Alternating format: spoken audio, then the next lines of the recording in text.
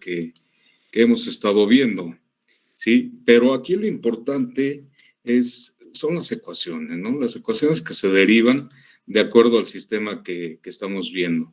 Entonces, vean, si se dan cuenta, pues sí, son copias que alcanzamos a rescatar de cuaderno porque eran manuscritos para proceder a hacer unos apuntes que se iban a darle forma, pero pues nos agarró esta situación de no poder ir a la escuela. Pero bien, ¿qué es lo que estamos tratando de explicar aquí antes de pasarlo de forma en limpio? Inclusive no es mi letra, es del colega que le tocó esta sección, aunque todos participamos.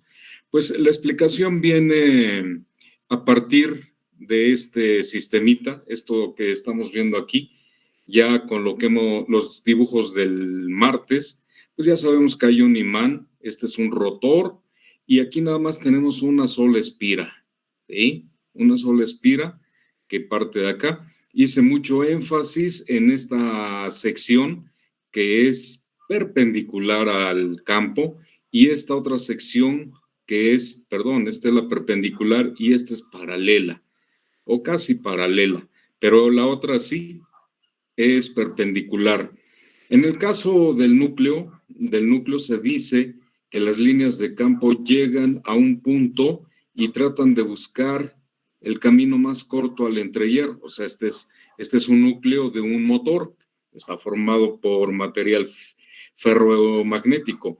Entonces, por eso hay esta pequeña desviación, vuelven a entrar al material ferromagnético y en la salida buscan un punto perpendicular a la superficie, aquí lo encuentran y salen. En el centro, pues sí hay una trayectoria directa, pero en estas secciones hay una deformación de las líneas debido al efecto que se da en los extremos. Me parece que aquí está un poquito mejor dibujado. Bueno, entra el campo magnético y busca el camino más corto, por eso son este cambio de trayectoria de las líneas. Bien, ese es un comportamiento de acuerdo a la forma en que se construye. La más sencilla consta de una espira de alambre sencilla, o sea, una sola, que gira sobre un eje fijo. La parte giratoria de esta máquina se llama rotor, bueno, y la parte estacionaria se llama estator. El campo magnético de la máquina se genera por medio de los polos de los imanes, ¿sí? De norte a sur y ¿cómo está aquí dibujado? Ahora, si nosotros pintamos solita la espira, vamos a tener esta trayectoria. Este punto le llamamos A, este B, este C, este D y, bueno, cerramos de este lado. Aquí damos a entender que se está aplicando un voltaje positivo, por lo tanto, por diferencia de voltajes, pues vamos a tener polaridades de este tipo y aquí tenemos entonces la salida negativa. Si nosotros tenemos el rotor, aquí tenemos nuestra espira, ¿sí? Vista esta de frente, vamos a ver que este punto de aquí, que equivale al punto de acá, se va a mover a una velocidad tangencial, ¿sí? Este punto de aquí, una velocidad tangencial. Aquí está la longitud del radio del rotor. Entonces, son los elementos físicos de este rotor. Bien, traté de hacerlo en secuencia. Aquí se da a entender de que esto está dentro de una ranura. Realmente el rotor no es sólido, entonces nos vamos a encontrar con motores que tienen varios polos y casi están llenos de alambre. Entonces, la más simple es como si hubiéramos hecho una ranura aquí y ahí está nuestra espira, claro, para que no roce con los imanes. Entonces, por eso está la ranura esta. Y dice, se encuentra en una ranura en el núcleo. El rotor y la forma curva de las caras polares proporciona un entrehierro de ancho constante. Efectivamente, debe haber una separación y sabemos que este espacio de aire se le llama entrehierro. Y también a esta sección se le llaman áreas polares. Áreas polares. Tenemos esta sección y la de acá. Bien, entonces el rotor y la forma curva de las caras polares proporciona un entrehierro de ancho constante. Debemos recordar que la reluctancia del aire es muy grande que la del material ferromagnético, eso ya por ahí lo estuvimos revisando. Para minimizar ¿qué dice aquí? Para minimizar la reluctancia de las trayectorias del flujo a través de la máquina, el flujo debe tomar el camino más corto. Y esto, aquí es en donde se explica por qué ese cambio de dirección. A través del aire, este es perpendicular a la superficie, lo que ya habíamos hablado, ¿no? Entonces, esto es para ahorrarnos esta descripción, que justamente gráficamente lo representamos así, ¿no? En el punto se mueve de forma perpendicular para buscar el camino más corto. Dice, el voltaje inducido en una espira. Ese es el título. Vamos a suponer que utilizamos la máquina como generador. Entonces, lo que se va a hacer es girar ese rotor dentro de ese campo magnético. Si el rotor de esta máquina gira, se va a inducir un voltaje en la espira. Eso ya lo verificamos con la ley de Ampere que comentamos el martes. Lo importante aquí es ver de qué valor es ese voltaje inducido. Dice, para determinar la magnitud y forma del voltaje, vamos a analizar la espira, ¿sí? Dice, la forma de la espira es un rectángulo y sus lados A, B y CD son perpendiculares al plano. Regresamos un poquito. A, B y CD son perpendiculares al campo y este tramo CB y AD o DA son paralelos. Entonces nos regresamos rápidamente aquí. El uniforme, la reluctancia, en fin, ahí está. Y los tramos BC y BDA son paralelos. El campo magnético es constante, ¿sí? No podemos modificar el valor del flujo magnético porque son imanes.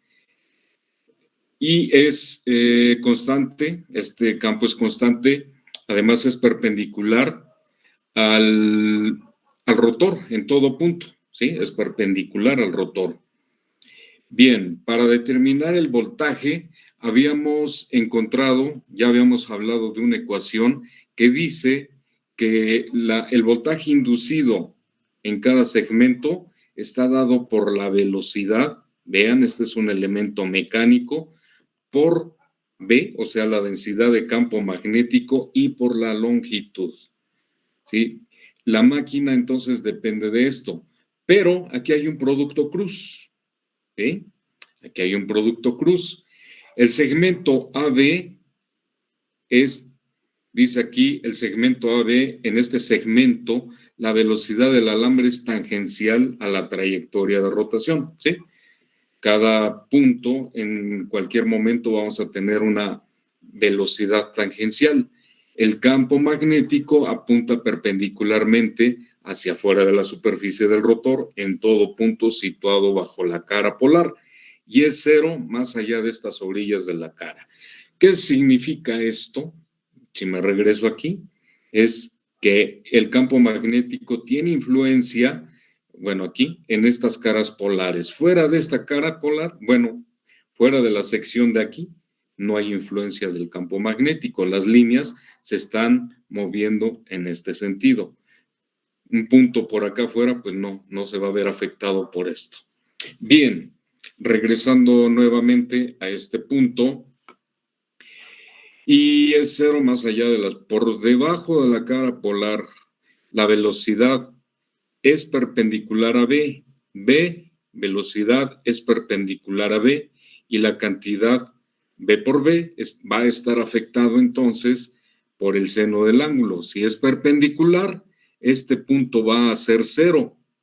Así, el voltaje que se induce va a ser igual a B cruz densidad de flujo magnético por la longitud. Si nosotros tenemos el punto máximo, cuando está a 90 grados, pues vamos a tener V, velocidad por densidad de flujo, y por la longitud, y 0 fuera de esta sección. Por lo tanto, dice, aquí se analizó el segmento BA, ¿sí? O sea, me regreso rápidamente al dibujo, al segmento BA. BA es el BA.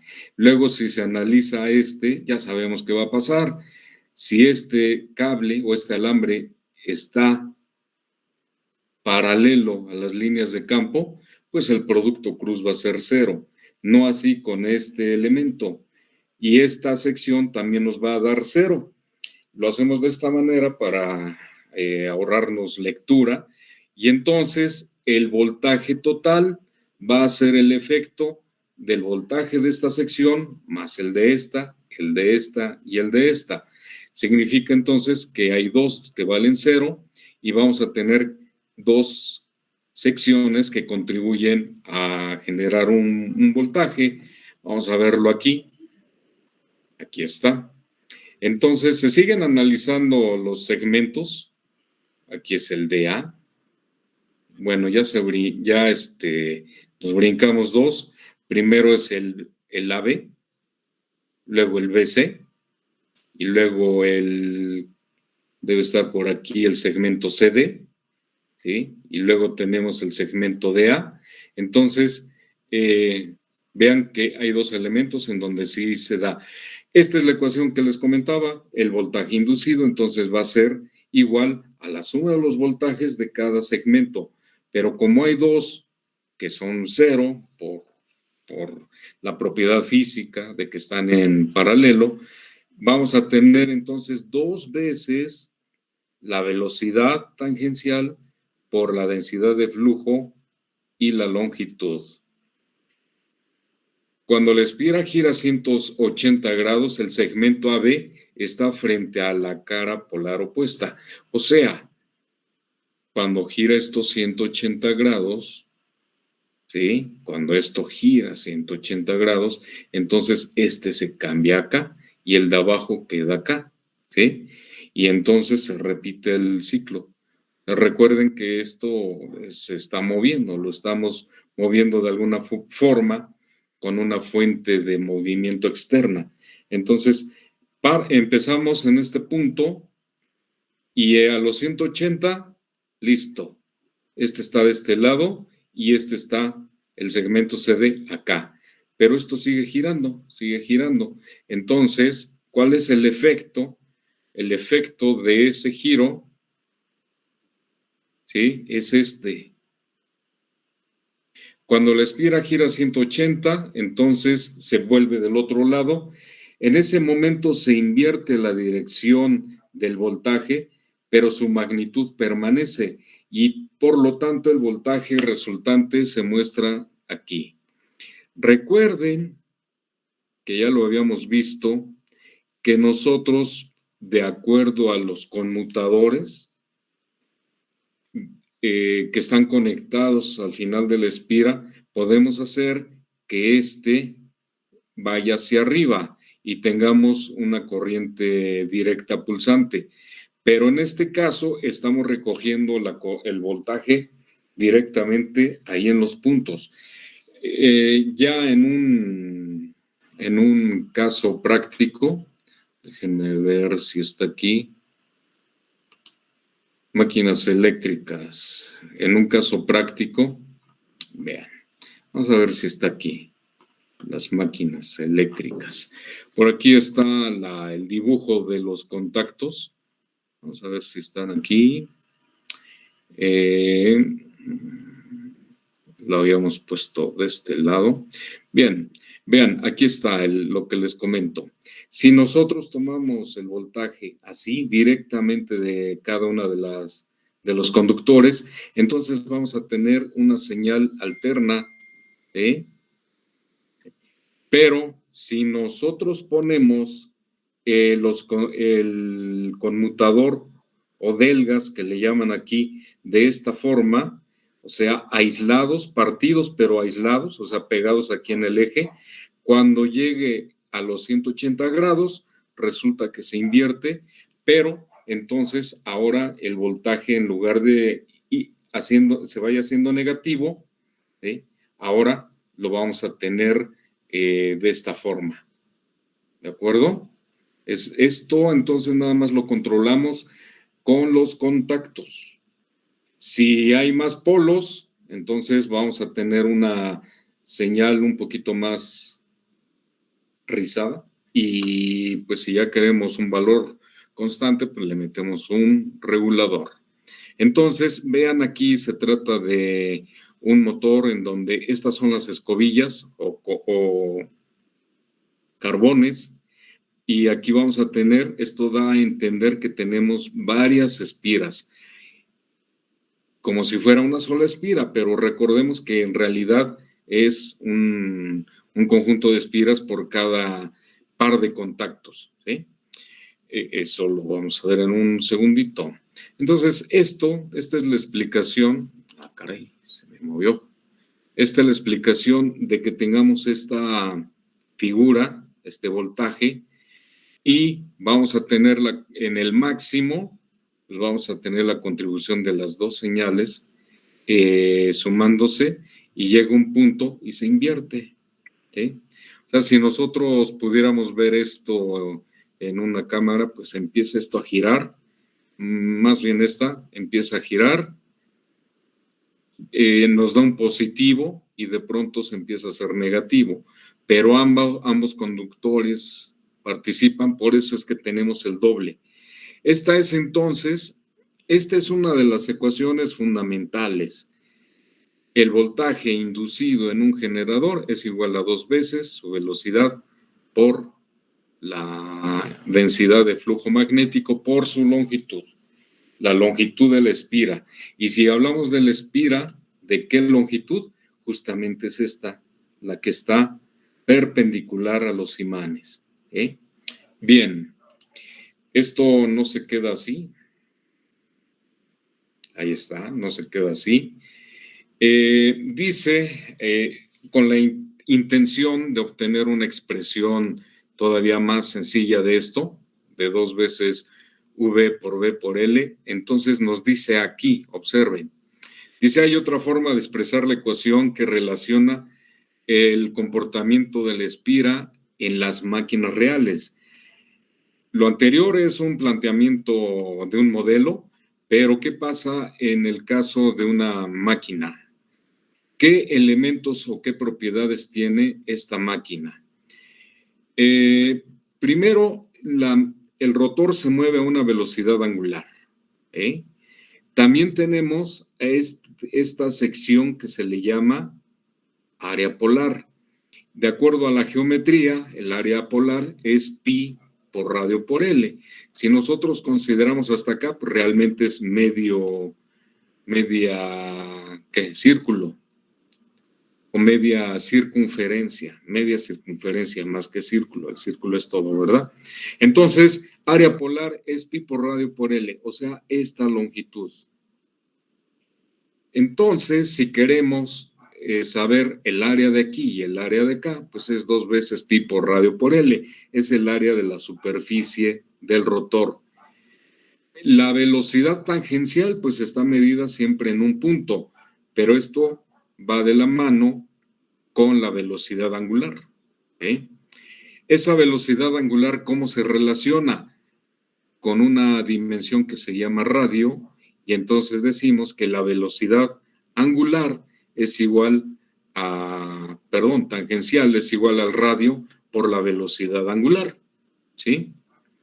Bien, entonces, si en lugar de poner la B en la ecuación anterior, ponemos S2 que ya existía y RW, tenemos esta expresión. Siempre va a ser frente a las caras polares y 0 fuera de las caras polares. Ahora, la superficie del rotor es cilíndrica, por lo que cada área de la superficie del rotor está dada 2pi por RL. O sea, si nosotros esto lo vemos en tercera dimensión, la superficie de aquí es el área de aquí por L, ¿sí? Más bien, es la longitud de esta por L. Estamos hablando solamente de la superficie, no del volumen. Entonces, es como si yo extendiera este círculo. ¿Cuánto mide? Pues la longitud, que es 2pi por R, L, y el área. Entonces, aquí tenemos el área polar es 2pi por RL. Como hay dos polos, el área del rotor frente a cada área polar, pues ya lo habíamos sacado, pi por RL. Cada mitad es un área polar. Si esto se sustituye en la ecuación anterior, tenemos que, aquí está la ecuación anterior, 2pi por R omega BL se va a sustituir por 2 área polar, considerando aquí, entre pi. O sea, estamos despejando RL. O sea, ¿qué tenemos aquí? R y L. Si despejamos R y L, entonces vamos a tener esta ecuación sustituyendo R y L aquí. O sea, conservamos el 2 se convierte en área polar y dividimos entre pi y sigue permaneciendo la densidad de flujo por omega. Vean hacia qué apunta esto. El área polar es un factor constante y podemos decir que también el flujo magnético, la densidad de flujo y la velocidad sí la podemos variar. ¿Sí? Entonces, vamos a ver a qué llega esto. A su vez, sabemos que la densidad de flujo, o sea, B, es igual a phi entre área polar. Phi entre área polar, si de aquí la despejamos. Por lo tanto, área polar por B es phi. Y en lugar de utilizar estos elementos, lo podemos poner de esta manera. Entonces, vean, también consideramos que el flujo, densidad de flujo es constante. Por 2 entre pi, resulta que a esto le podemos llamar una constante. A su vez, como el flujo depende del área polar, a esa constante le llaman constante de la máquina. Y a esa constante, según sea, si es un generador o un motor, será la constante del generador o la constante del motor. Bien, entonces tenemos aquí que el voltaje inducido es 2 sobre pi por phi y omega, el flujo que está atravesando el rotor. ¿Qué nos da aquí como conclusión? El voltaje generado es igual al producto del flujo dentro de la máquina y su velocidad angular. La velocidad angular en máquinas rotatorias es más fácil de medir que la tangencial. Por lo tanto, ¿de qué va a depender el voltaje de mi generador? Pues de la intensidad de flujo, que una vez construida la máquina no lo puedo variar, y de la velocidad. Significa que si hago girar más rápido esa máquina, voy a tener un voltaje mayor. Entonces, depende de estos tres factores, del flujo, de la velocidad angular y una constante propia de la máquina. ¿Qué sucede en el caso de... aquí es como si fuera un generador de corriente directa, el voltaje de salida va a depender del flujo por la velocidad. A mayor velocidad, pues mayor voltaje. En el caso de un motor, o sea, ahorita hace rato analizamos un generador. No olviden esta ecuación, 2pi, phi por omega. ¿Sí? ¿Qué pasa en el caso de un motor? Pues resulta que tenemos la misma espira, pero ahora le vamos a aplicar una batería aquí en los contactos. Estos son los contactos y entonces lo que se va a generar es una fuerza en estos contactos en la espira. Si este está perpendicular, esta va a generar más fuerza que la que está en paralelo. Entonces la pregunta es, ¿cuánto par se va a producir en la espira cuando se cierra el interruptor? Aquí hay un interruptor y pues dejamos fluir la corriente aquí. Si se dan cuenta, si no hacemos caso del imán, esto es un circuito eléctrico, batería, switch y espira. Claro, si es una sola espira, pues va a ser prácticamente un corto, pero en realidad, pues estos son, en la práctica son en espiras. Una nos sirve para el análisis nada más, ¿sí?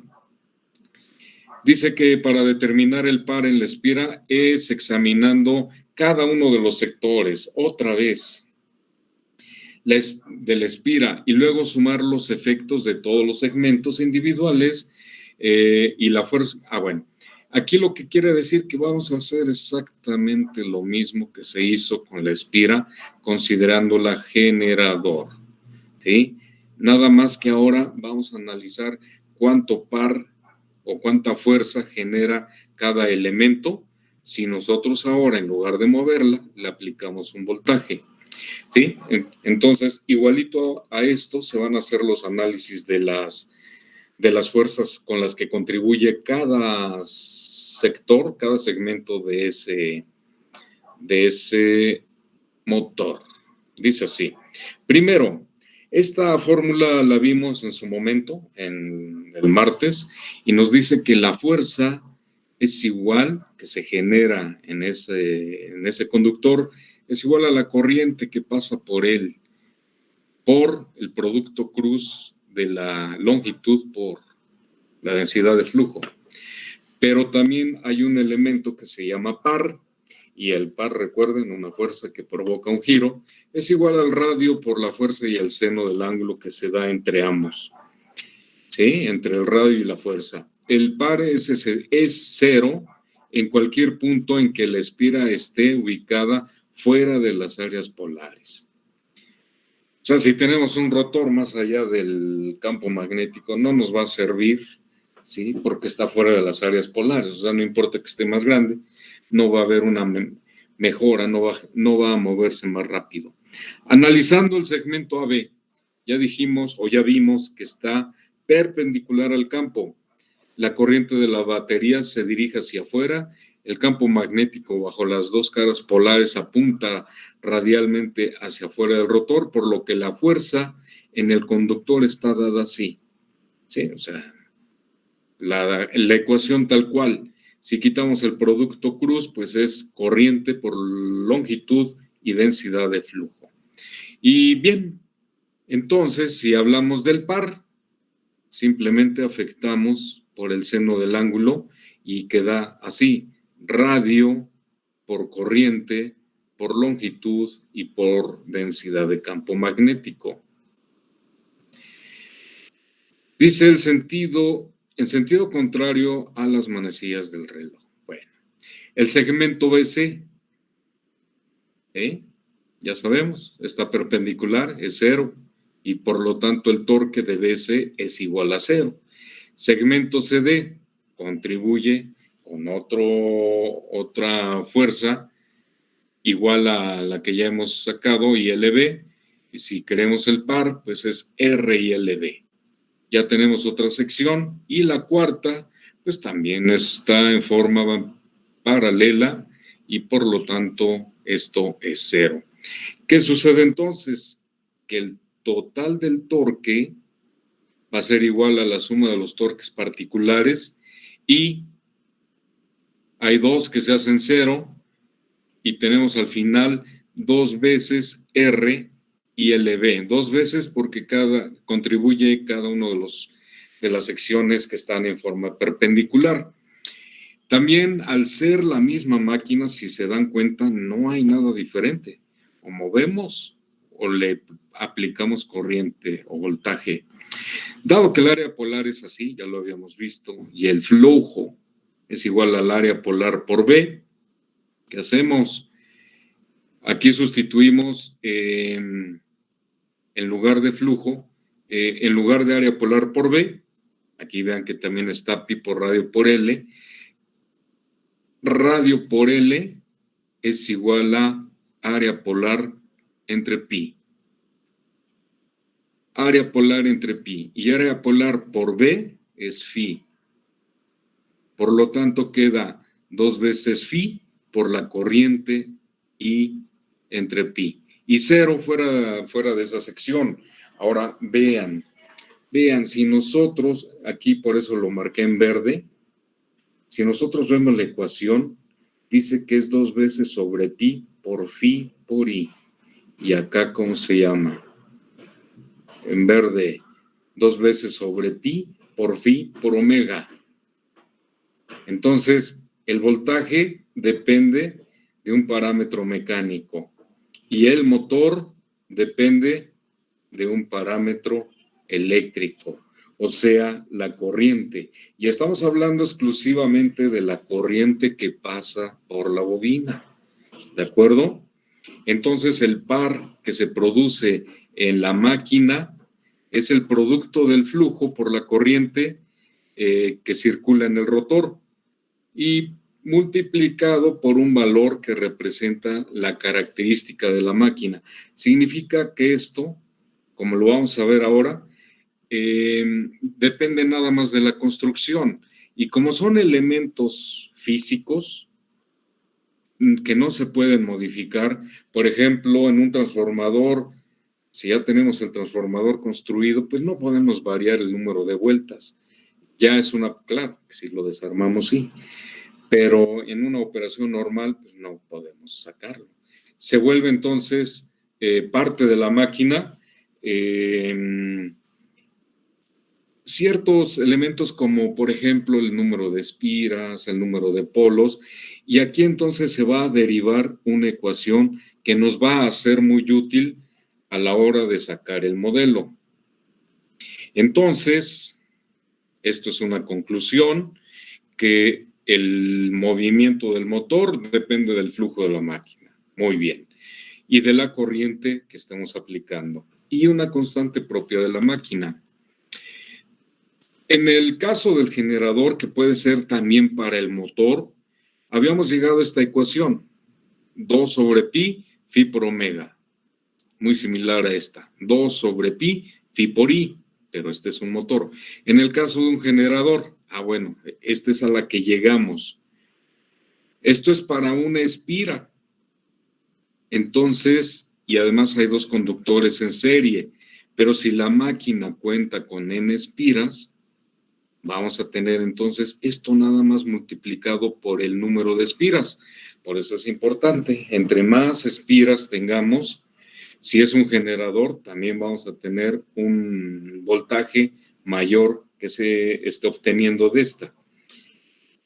Recuerden que esto mismo se puede analizar para el motor, entonces si tiene más espiras, más vueltas, podemos tener una velocidad mayor en el motor. Vean que es una propiedad física, es directa. Si esto lo hacemos más grande, el resultado de acá es un valor mayor de voltaje.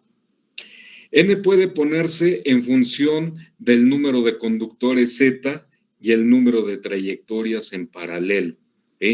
Al estar enrollando el alambre en los núcleos, se forman espiras que van a tener trayectorias en paralelo. A ese valor se le llama, y al número de trayectorias en paralelo que se emplean para formar una espira. Entonces, N depende, o sea, el número de espiras depende de los conductores, número de conductores que se están utilizando y el número de trayectorias en paralelo. De forma inversa, o sea, esta A es el número de trayectorias en paralelo. También el número de espiras es proporcional al número de conductores. Por lo tanto, en lugar de N, se puede reemplazar por Z entre 2A y queda entonces Z entre pi por A. Nuevamente, este parámetro sigue siendo físico. Para una máquina con P polos, ustedes se van a dar cuenta que para mejorar también la forma en que se hace llegar la energía a través de los contactos, se procura tener más polos que nada más una sola espira. Entonces dice que en una máquina con P polos, la FEM inducida es proporcional al número par de polos que tiene la máquina. Por eso estamos poniendo P entre 2. Así, la ecuación del voltaje inducido queda representado de esta manera. Número de polos, número de conductores y conjunto, el A, que decíamos trayectorias en paralelo. Todo esto se trata ya de una máquina práctica y sigue siendo constante. A esta parte entonces se le llama constante del generador, si es un generador, y es PZ entre 2pi por A. Generalmente este dato nos los dan como un número al ser una constante. Nos dicen si la máquina tiene una constante de 2, habrá que ver de dónde salen, pero ya sabemos lo que representa. Y si el flujo que se le aplica y se mueve a una velocidad tal, ¿cuál va a ser el voltaje que se induce? Si nosotros, vean, al final se representa así, como Kg, Phi por omega. Ahora, en el caso del el Phi se produce por imanes, pero también podría ser generado por un electroimán. Entonces aquí podría aparecer todavía una corriente de campo. Al final de cuentas también es constante y podemos decir que el voltaje es igual a una constante por omega y listo. ¿Sí? Entonces hay un comportamiento lineal de esto. Sin repetir todo el procedimiento, si nosotros nos vamos a un motor, entonces vamos a llegar a lo mismo. El torque del motor va a ser igual a una constante del motor por el flujo magnético que hay en el interior, por la corriente que le estamos aplicando a la armadura. Entonces, estas dos ecuaciones que tenemos aquí son las que van a utilizarse para obtener el modelo de nuestra máquina, nuestro modelo matemático. ¿Por qué es la importante? Porque es la que nos relaciona naturaleza mecánica, vean una omega, con naturaleza eléctrica. Obtenemos electricidad si nosotros movemos esto a una velocidad. Claro, siempre que haya un campo magnético. Y en el caso del motor, relacionamos la naturaleza eléctrica, o sea, la corriente que le aplicamos a la armadura, a través de cómo está construida la máquina y obtenemos un movimiento. Lo importante de estas es que son cantidades físicas de ámbitos diferentes, o sea, uno es del ámbito mecánico y el otro es del eléctrico. Entonces, ahora que veamos el modelo, vamos a ver que esto nos permite relacionar ambas naturalezas, ¿no? La mecánica y la eléctrica. Determinar la expresión del par de una máquina DC, ya sea motor o generador. Bueno, aquí hay un análisis de ese par que se aplica a una máquina. Si es un generador, implica que debemos aplicarle una fuerza, y también si es motor, pues vamos a obtener un par. De alguna manera ya nosotros lo hemos obtenido aquí. ¿Sí? Entonces, no nos va a llevar este análisis a que al final de cuentas debemos considerar que si es una máquina que tiene aquí un campo que no es producido por imán, sino por electroimán, aparece una corriente de campo. Y pudiera ser que un motor sí lo pudiéramos controlar con corriente de campo, porque al final depende del flujo, pero deberíamos mantener constante la corriente de armadura, si no habría conflicto.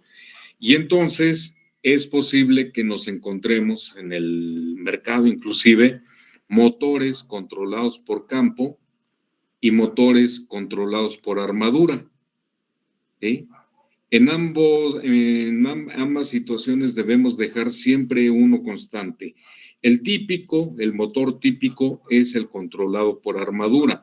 Quiere decir que si quiero más velocidad o torque, o fuerza, aplico más corriente en la armadura, más corriente, claro. Tienen un límite, ¿no? Como todo elemento físico, sí, tenemos un límite. Déjenme ver si es posible abrir nuestro motorcito. Sí, nos entró la curiosidad. Ah, bueno, aquí apareció esta es una tapa inferior del motor. Entonces ya les había mostrado, ¿no? Que ahí están los carbones para conectar con el eje. Pero queríamos ver un eje real. Vamos a ver si... Por ahí teníamos uno. Déjenme ver aquí atrás. Uno ya desarmado. Pero creo que se fue. Pasaron con la basura y me parece. Se fue, lo había visto por ahí. Bueno, vamos a abrir otro.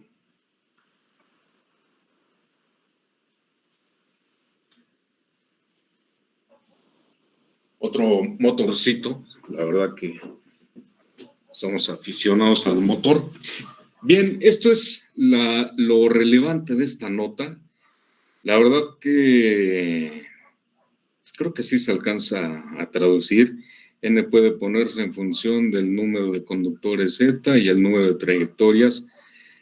En paralelo, aquí debe ir una A, que se emplean para formar una espira. Y ahí está la ecuación. Vamos a ver si tenemos suerte. No, se dobla. Esto es para sacar chips, no para abrir motores. Bueno, ya cambió.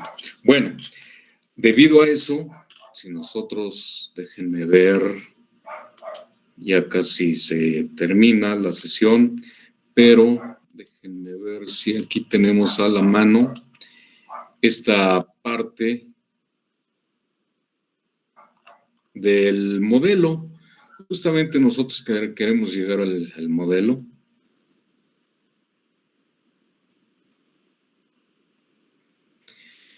Y vamos a presentarlo.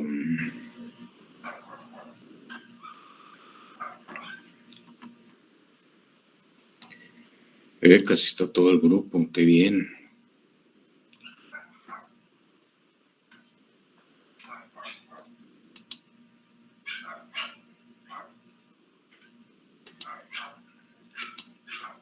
Algo que cuenten, que les preocupe.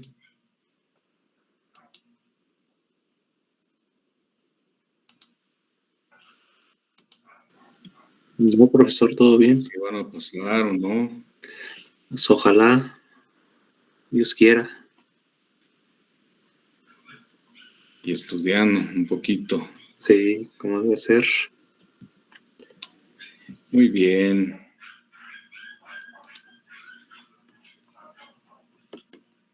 ¿Usted, profe, cómo sigue? ¿Ya está al 100? Sí, fui el sábado al médico.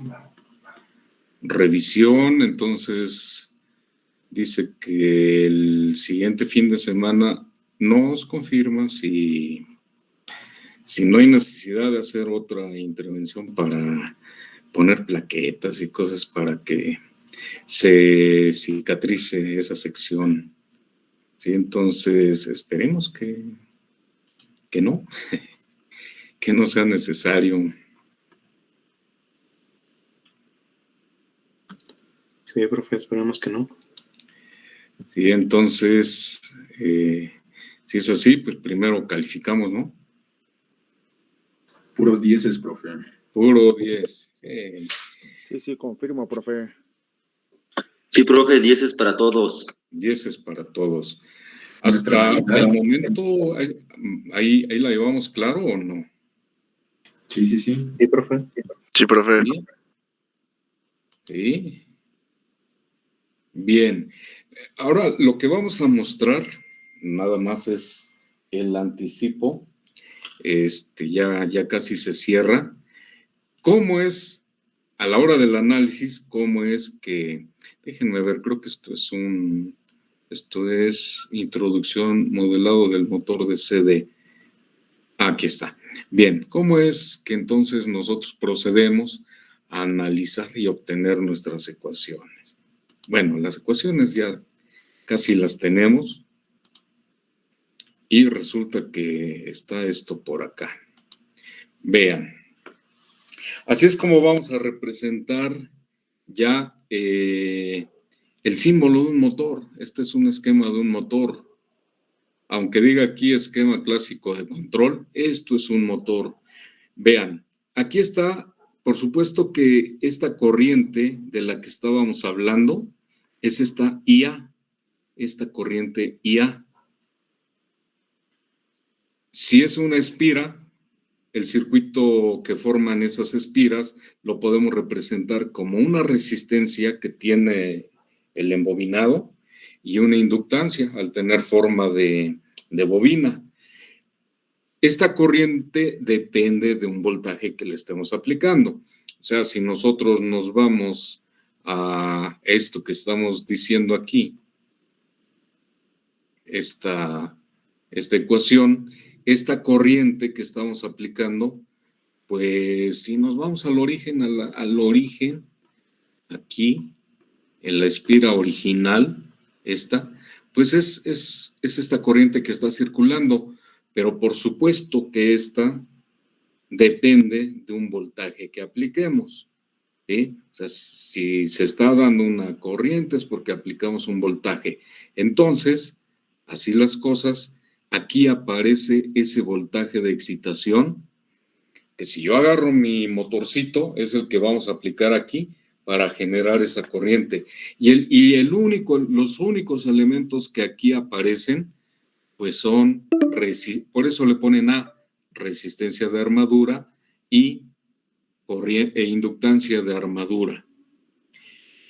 Y finalmente se cierra el circuito, o sea, no es un circuito complicado, 2 elementos en serie con un voltaje, y eso nos va a producir esta corriente. Ahora, esta corriente, de acuerdo a cómo esté construida la máquina y a la cantidad de flujo magnético, entonces nos va a generar este giro, nos va a producir este giro. Entonces, vean, podemos nosotros construir ya la ecuación de esta sección y luego la ecuación de esta parte, que justamente es la que acabamos de determinar. El torque depende de la corriente A multiplicada por una constante. Por eso queríamos llegar a la constante. Y este torque se utiliza, este circuito que tenemos aquí, nada más lo ponen por si no estamos usando imanes para generar el campo magnético. Se está usando tal vez un electroimán, pero no forma parte de este circuito. Este es independiente. Cuando se construye, al final de cuentas tenemos una densidad de flujo magnético o flujo magnético que sigue siendo constante. Por eso aquí dice que una corriente de campo constante. Para nuestro análisis, si es controlado por armadura, no afecta. ¿Qué pasa si nos dicen, el motor es controlado por campo? Significa que entonces aquí lo tenemos constante, el circuito lo dejamos con una corriente constante, pero este sí lo podríamos estar modificando porque es controlado por campo. O sea, la velocidad la vamos a controlar ya sea que aumentemos o modifiquemos el campo magnético o lo dejamos fijo y modificamos el voltaje de acá. El modelo típico es a menos de que se tengan motores muy grandes. ¿Sí? Si son muy grandes, no hay posibilidades de tener imanes gigantes, entonces se van por acá. Y el eje, esto no representa nada eléctrico, ni siquiera en las ecuaciones se considera, representa nada más que es un motor. Y aquí le pintan el eje y dice que mueve una masa. ¿Se acuerdan cuando vimos las analogías? Había una ecuación que decía torque es igual a J por la derivada de la omega de T en dt más la fricción por omega. Entonces ya tenemos 1, 2 y 3 ecuaciones. Y con eso, entonces podemos nosotros obtener la ecuación del motor. Si nosotros, déjenme ver, ya nos quedan unos minutitos. Estábamos en la... ¿Dónde está el drive? En el drive de ese documentito que se llamaba clase, me parece que se llama así. Déjenme ver si está por aquí.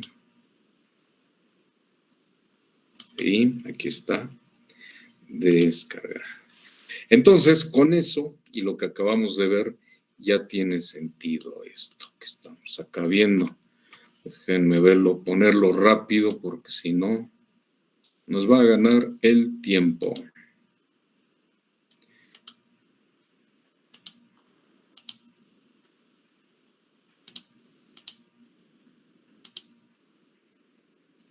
Vamos a ver.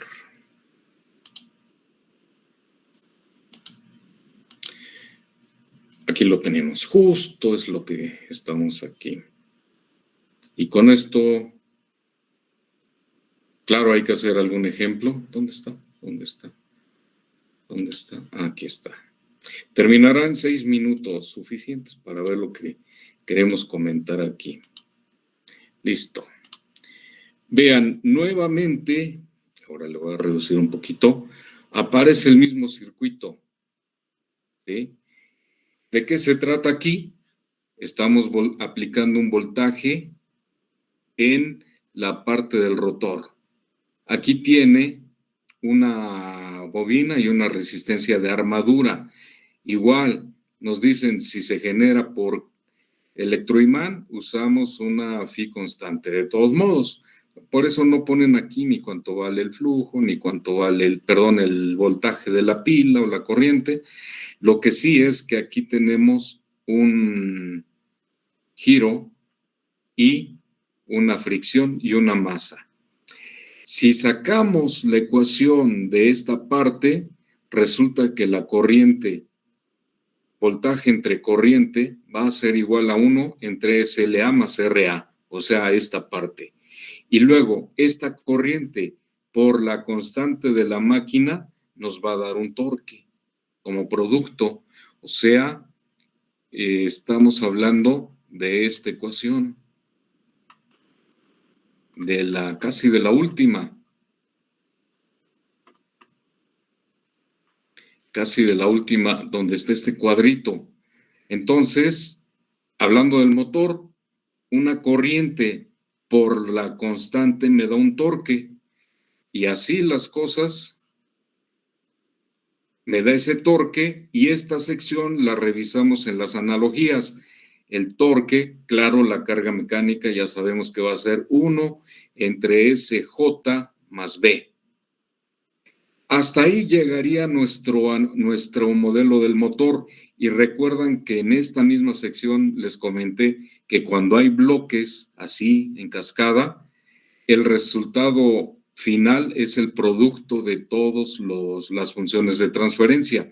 Aquí aparece un regreso, y aquí está, y a esto le llaman fuerza contraelectromotriz. Como es una bobina que se está moviendo dentro de un campo, resulta que aquí en estos extremos se genera también un voltaje que inclusive por ahí dice la ley que es un voltaje que se opone a la causa que lo produce. Así está la definición, pero es muy pequeñito. Si para algunas aplicaciones es significativo, resulta que este voltaje es como si fuera un comportamiento como generador. El omega por la constante, debido a que aquí se está moviendo un conductor dentro de un campo, pues nos va a generar un pequeño voltaje que se va a restar al original, ¿de acuerdo? Entonces, pero si nosotros queremos nuestro motor ideal, hacemos caso omiso de esto, ¿sí? En la realidad sí existe, por eso lo ponen aquí. Y si queremos analizarlo, claro que se puede obtener la función de transferencia de esto. Pero nosotros nos conformamos con obtener esto. Esta sección de aquí, no sé si lo pusieron de este lado, la carga mecánica, esta carga mecánica, si me regreso, vean que aquí nuevamente aparecen las ecuaciones que ya habíamos dicho, ¿sí? Por eso lo importante, otra vez, el mismo. Pero aquí lo interesante es esta sección de la parte mecánica. Antes de que se acabe la sesión, nada más recordando, vean, aquí está, torque entre omega va a ser igual a SJ más B. Esto lo despreciamos, SJ más B. ¿Sí? Entonces ya tenemos los tres elementos y en la siguiente vamos a obtener nuestro modelo matemático. Es muy sencillo, la verdad. El mismo, como se dieron cuenta, funciona para el motor de corriente, perdón, para el generador. ¿Sí? Vean otra vez, aquí está, según este lo tienen en su drive. Según cómo conecten los conductores, vamos a tener una señal senoidal o una señal pulsante. Este motorcito, le pongo un LED, lo giro y prende.